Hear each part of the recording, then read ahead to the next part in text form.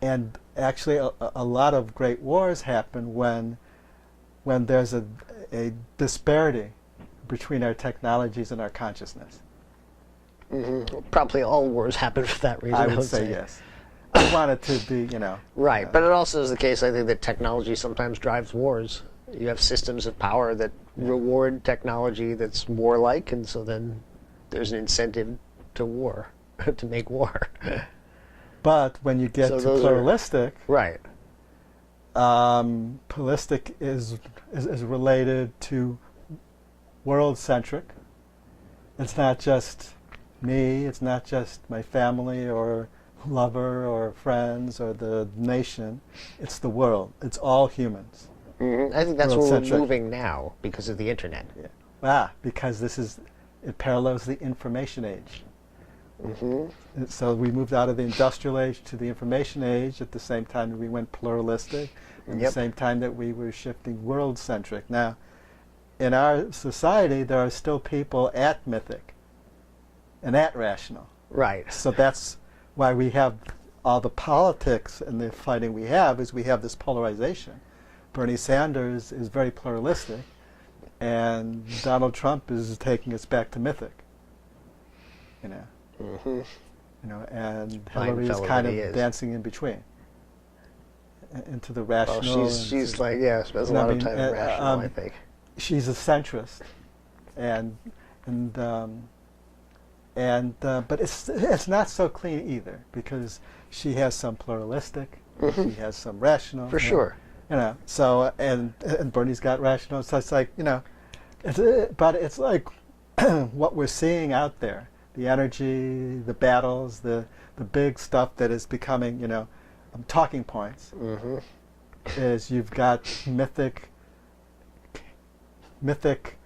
energy coming from Donald Trump through the media. Well, the media is, in a way, that's its function. I don't think they really realize it, but their function is to move us down the evolutionary ladder so we don't think for ourselves, to think more in these black and white terms so that we don't think in holistic ways. I think media is in its own evolutionary arc that I'm talking about the mainstream commercial media, of course, by the way, not the internet. Well, media right like now that. I think the mainstream media is actually in a phase of cognitive dissonance.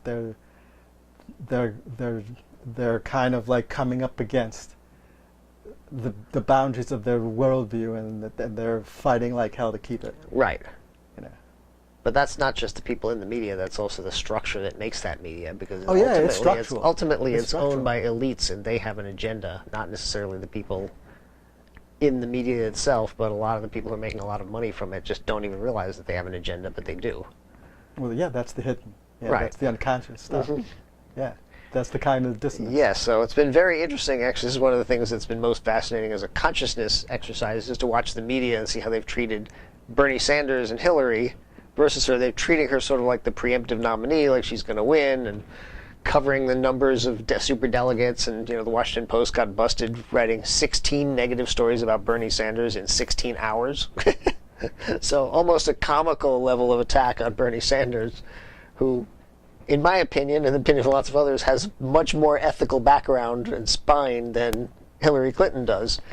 And another Emperor Has No Clothes issue I noticed is I've had a bunch of people, and I've read it, and I've had people say it, that to try to defend Hillary by saying, sure, she has some questionable record on wars, and she never met a war she didn't like, or they'll say something like that, and then kind of pass that by, but she's also good on women's rights, or she's also this or that, as if starting a war that killed 1 million people, or like supporting a war that killed 1 million people without being able to acknowledge that that was a crime against humanity, in a way, like to I think what you're saying, even with drones, I'm just saying, people say she supports wars, but they won't actually explain that. They don't understand that that's actually supporting the incineration of women and children and men, and that's not someone I can vote for. And that's the reason a lot of people are that way. I think that whole system is really, really, really rotted and corrupt, and everyone under 40 knows it. It's just the people over 40 who run everything don't know it. Well, I think we're also coming into a deconstruction of the how can I say this? The non-authentic nature of political discourse. Mm-hmm. And that the reason why Donald Trump and Bernie Sanders have such traction with the public is that they come off as authentic. Mm-hmm. And Hillary is actually operating out of the old way, which has worked for a long time. Well, it didn't really work. It's just there was no other option. There was no other way to get media out. At this moment in the arc of consciousness, the culture is yearning for authenticity. Yeah. And they're tired of the doublespeak and the measured, poll-adjusted right. Well, communication. they're tired. But it's because that's perceived as not serving the people. It's because that's in service of someone other than the people of the United States, and everyone kind of knows it, but no one is able to take that leap, to say. Yeah, but I think even people who aren't conscious of it are starting to kind of, like that. Yeah, right. Well, that's because Donald Trump, as people say, he does actually call out the Republican Party as a bunch of phonies who are sold out entirely, which is true. Whether he's actually this super fabulous non-establishment billionaire, I've got my doubts, but he does at least present that and say things that are true, that people who are Republicans look at that and say, those people don't represent us at all. So I think there's a lot of that. And in the case of Democrats, they'd have been happy with Hillary if Bernie hadn't shown up, but he did, and he's so clearly a better human being. At least he's coming off a lot more authentic. Right, but he's actually been fighting this battle for a long time. He didn't just start this now. That's part of his authenticity. Right. It's like we look back at his history and he's consistent. Mm-hmm.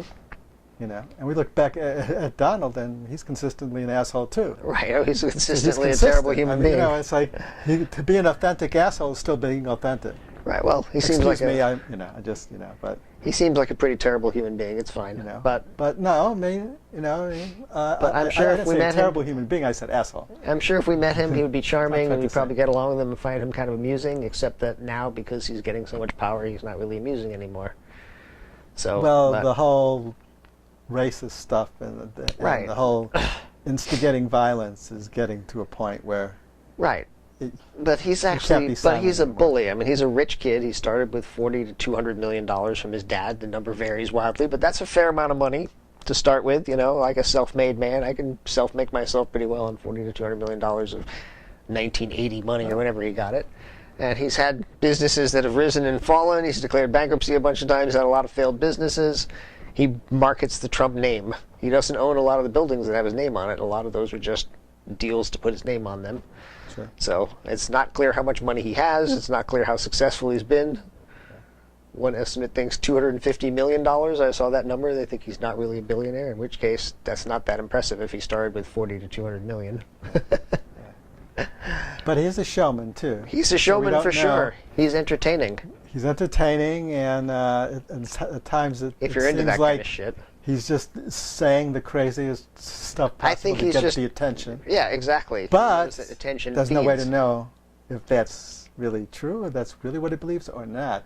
But it comes off. Right. As well, authentic. people are saying that he's already trying to move to the middle now as he's getting to the primaries. Maybe he's a frickin' political genius who's going to save us, but that frickin' talks. The problem is, again, it's easy for us as white people to say, well, this part about him is good, but this part about him is bad.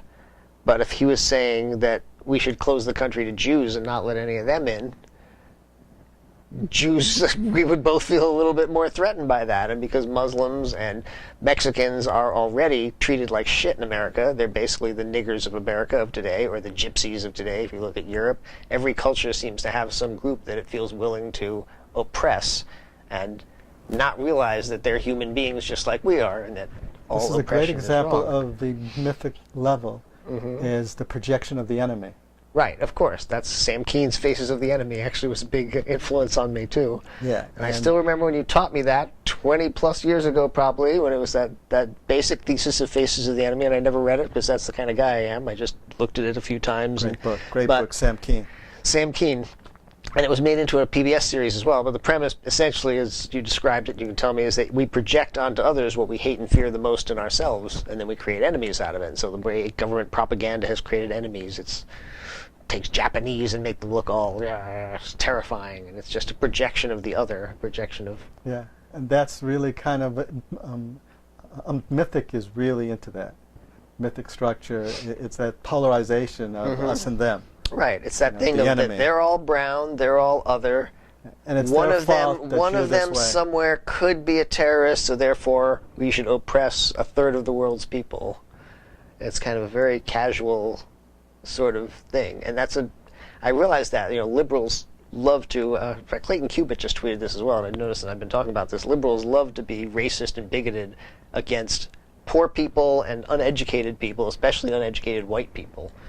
That idea that all the Trump supporters are just redneck idiots and they're all stupid and they're all racist and this and that, that's a kind of bigotry that's acceptable in the liberal media, but it's literally as bigoted as thinking that of black people or thinking that of Jews or thinking that of any other group or transgender people or anything like that. It's just a kind of bigotry. So that's something that liberals have no clothes on. There's a number of issues like that we're going to discuss. Every stage has its... Emperor has no clothes issues. Absolutely. Right. So that's what this podcast is about. Well, this has been a very exciting first podcast. I want to thank you. It's been quite a journey. Give me a hug, brother.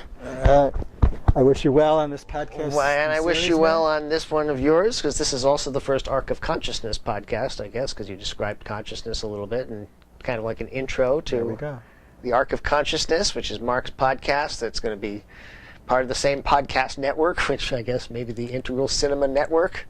And we're going to talk a lot more about how integral theory applies to cinema and states of consciousness, and introduce you to the first integral filmmaker. You want to say anything about the first integral filmmaker? 1920s. 50 years before integral theory came out. Yes, she's a woman, the first feminist filmmaker, and the first avant-garde filmmaker. He's going to tell us all about it next time. Thanks a lot. We love you.